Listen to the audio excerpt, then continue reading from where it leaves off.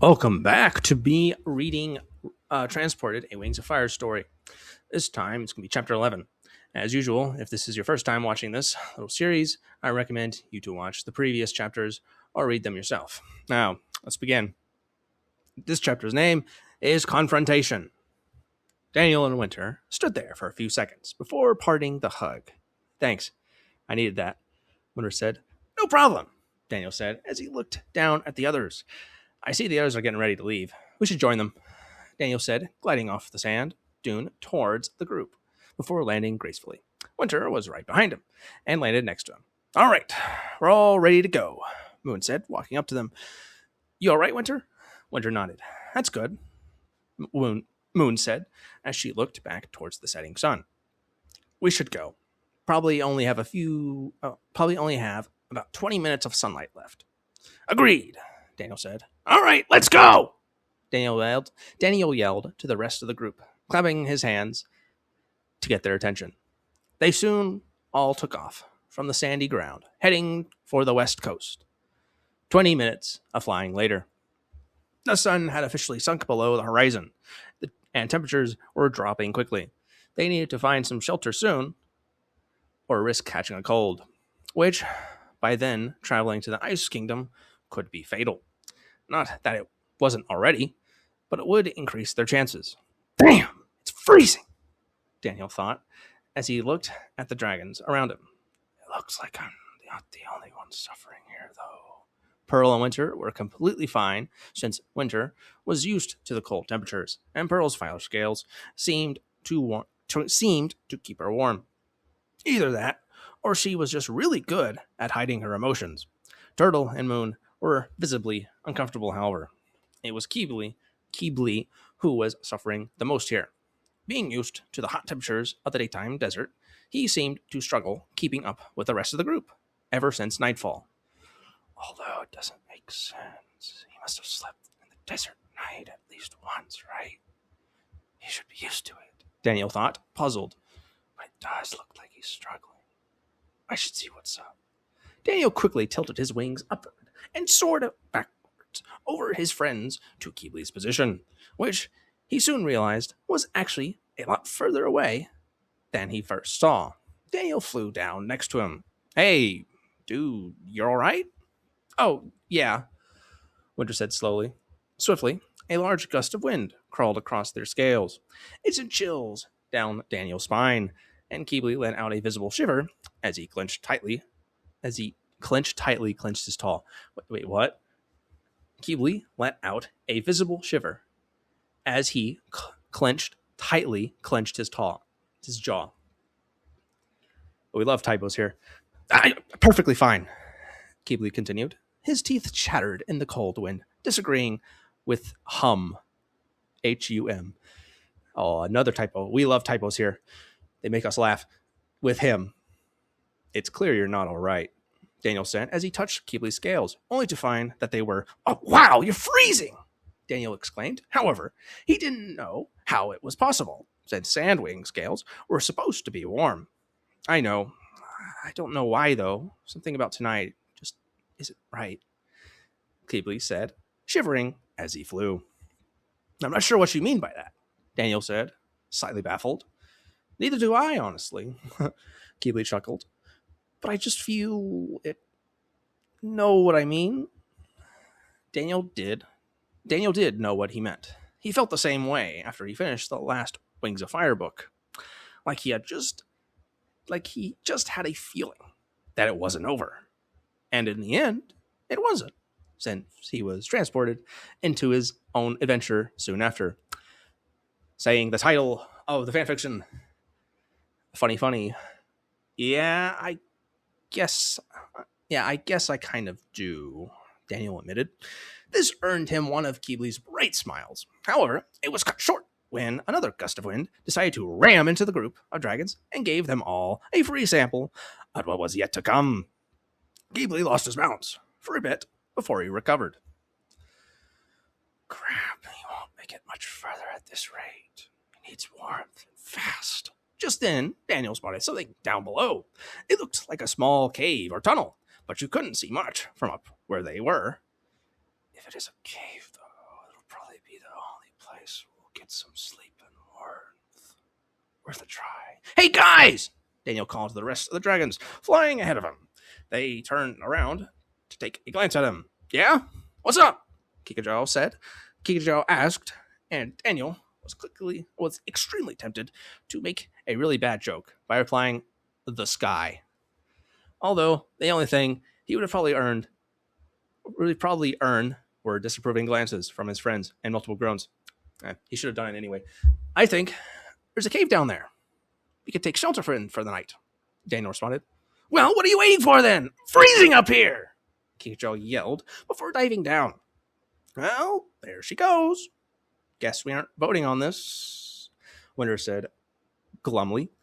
Guess not. I'll cut you down there. Daniel grinned before following behind Kikajou. The wind went past him as he followed the bright yellow and pink dragon down towards the ground, towards the cold grotto he had spotted earlier. Upon landing on the entrance to the cavern, Daniel noticed how extremely large it was, especially for being in the middle of the desert. Whoa! This is cool! Kikajou yelled, her voice echoing throughout the entrance, while Daniel watched her jump and fly about as the rest of the jade winglet landed next to him. Looks like someone's excited, Moon said, smiling as Kikajou bounded up to them. Look, Moon, it's so amazing! The little Rangwing cried gleefully. Yeah, you're not wrong, Moon agreed as she walked off with her friend. The rest of the gang came to join him. All right, so this is our temporary cave, Daniel said to the rest of his friends as they landed. Quite spacious, Turtle said as he scanned the interior of the large gray area in front of them. This seems oddly convenient, Keeley said, tensing up as the wind blew around them. I'm going to head outside, he said as he quickly scooted himself into the cover of the cavern. Hey, wait for me, Keeley! Winter bellowed, running after his shivering friend. Guess we'll head in as well, Pearl said, nodding to Turtle, who just stood there, dazed for a few seconds. Oh, right! He quickly replied. Yeah, we'll head inside now. You want to join, Hurricane? Turtle asked. Not yet. I should see if I can find some firewood, so we can stay warm for the night, Daniel replied. Oh, all right. Well, if it helps, I think I saw a patch of desert willow over there. Turtle pointed towards a large sand dune. Right behind the large dune, I'm pretty sure. All right. Thanks. I'll be back in a jiffy. Daniel beamed. Turtle and Pearl, on the other hand, just stared at him, baffled. Right. I forgot. Our slang. Dragons don't understand it. I'll be back soon, Daniel said quickly before taking off into flight beyond the dune. Just as Turtle had said, there was indeed a small patch of desert willow, but there was also a small patch of cacti nearby. Gliding down to the plants, he began harvesting them as a substitute for firewood. He contemplated the extremely unlikely chances of the formation of the cavern while he did so. I wonder the cave formed. Wait. I wonder the cave formed? Oh, we love typos here. I wonder the cave formed. It seems strange that it was just there. It just happened to be a massive cave in the middle of the area that's just sand. There were no mountains or solid ground anywhere. There's no way this could have formed on its own. Something's not right. Crack! Daniel's ears pricked up. What was that? He scanned the area for any signs of movement. Nothing. It was just him and the plants that would soon be sacrificed for a fire source. However, he just couldn't shake the feeling, like someone was stalking him. That's just your mind, Daniel. Let's get this back to the cave and start a fire. They're probably all freezing. He returned his attention to harvesting a few more plants before he saw a quick flash of yellow and blue in his peripheral vision. Someone was there. Daniel whipped around, scanning the area once again, only this time to find a pair of blue spikes poking out from behind a rock. An ice wing. What's an ice wing doing out in the desert? But that's when Daniel spotted a scorpion barb, swinging back and forth a little further behind, on the tip of the tail. So an ice wing and a sand wing stalking me. Winter and naively, Daniel thought, thinking they were playing a sort of prank on him. That was, until he got a closer glimpse at the tail. It was a regular sandwing tail, except it had ice wing spikes going down the tail and surrounding the black barb at the tip. What? Was that a dragon? Daniel thought, panicking. He didn't remember reading about a tail like that anywhere in the books. All right, claws. I hope you're ready for a fight, Daniel thought as he flexed his talons in preparation. He took another look at the tail. It was now moving ever so slightly closer. However, he soon realized that the dragon the tail belonged to forgot to fully hide themselves, and as such, part of their back could be seen. It confirmed that they were a sandwing icewing hybrid, as icewing spikes could be seen scrolling along the dragon's spine. They started off a deep shade of blue until they eventually faded. Faded eye to? What? We love typos here. Faded eye to a less noticeable white color before going back to blue again. No, God, Daniel, you know that right now would be a good time to stop shaking, he yelled to his body, who didn't want to comply with his request. The tail was getting closer, and Daniel was shaking too much to move properly, partially because he was freezing cold, and partially because he was currently scared half to death with his heart rate constantly getting higher. Just calm down, Daniel. It'll be fine, he thought in an attempt to get a hold of himself. Surprisingly, it worked, and after a brief mental celebration, he took off the ground to try and get a better view of the strange dragon approaching him.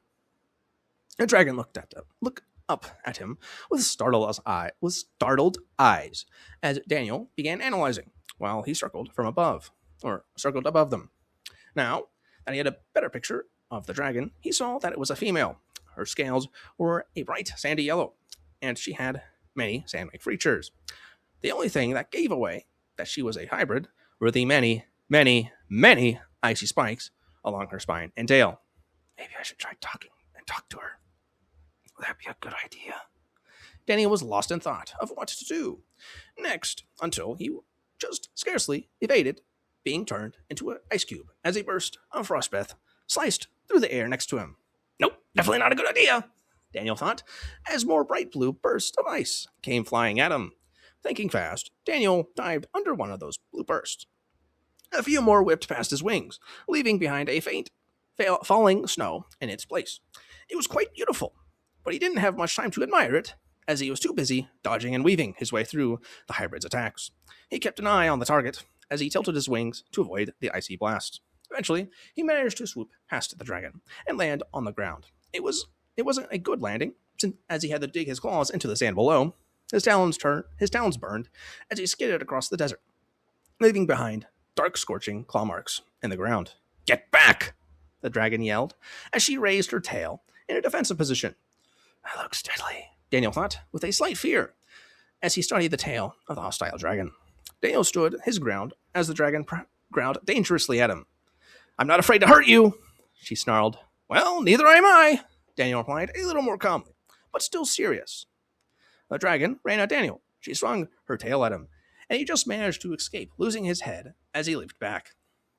As he regained his balance, a light sting planted itself on his right cheek. Apparently, Daniel wasn't fast enough, and one of the tail spikes had managed to scrape his cheek. But luckily, it wasn't the venomous tail barb. Daniel didn't care, though. As long as he was still standing, it didn't matter if he lost a bit of blood. With each passing second, a new blotch of red was painted on the large sandy canvas below him. The dragon in front was staring intently at the cut on his cheek. A drop of Daniel's blood ran down one of her tail spikes, leaving behind a slick red line, before eventually dropping to the sandy floor. Daniel analyzed her face. She seemed almost sad, as if regretting cutting him. However, it wasn't stopping her from putting up a fight, as soon came another swing from her tail, this time aiming at Daniel's chest. Using his wings to propel himself upwards, he boosted off the ground just in time to see her barbed tail come inches away from giving him a recreation of Flame's scar. Daniel flew overhead and landed on the opposite side of his opponent. Oh, that was way too close, Daniel thought, as he tried to recover his senses. His heart was beating out of his chest. Talons and claws burned from his scorching entrance, but he didn't get much of a break as the dragon lunged at him. claws outstretched, aiming to slit his throat. Daniel rolled out of the way just as she dived her claws into the sand next to him. He sent out a powerful blast of fire towards her. It was a direct hit on the right side of her chest. She quickly bounced it off with her wing. It wasn't a bad idea, but it would have definitely reduced her ability to fight, especially with a severely burned chest and wing. Don't make me hurt you more, Daniel warned, feeling a little bad for the other dragon. That thought soon passed.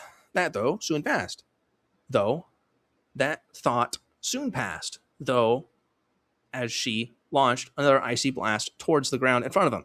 Sand shot upwards into the air as an angry dragon dived through and tackled him to the ground. Damn it, Daniel thought. The dragon had begun to dig her claws into Daniel. Ow, Daniel blurred as he began to feel his blood ooze out of his sides, slowly painting the dragon's claws red. He tried to throw the dragon off with his free talons. Unfortunately, he had only managed to scratch a bit of her underside before she pinned his arms down. Arms? Dragons are quadrupeds. Wouldn't it be like a foreleg? Never mind. The dragon coughed up blue blood, which ended up landing on the tip of Daniel's head. Along with this, blue blood also began to cover his underside as the cuts he gave the dragon began to bleed. He was in a bad shape. The dragon opened her mouth, preparing to turn Daniel into her newest ice sculpture. Unless he did something fast, he would be a goner. Suddenly, he got a brilliant idea. It was risky, but it could potentially save his life. But he needed to keep her distracted for long enough to pull it off.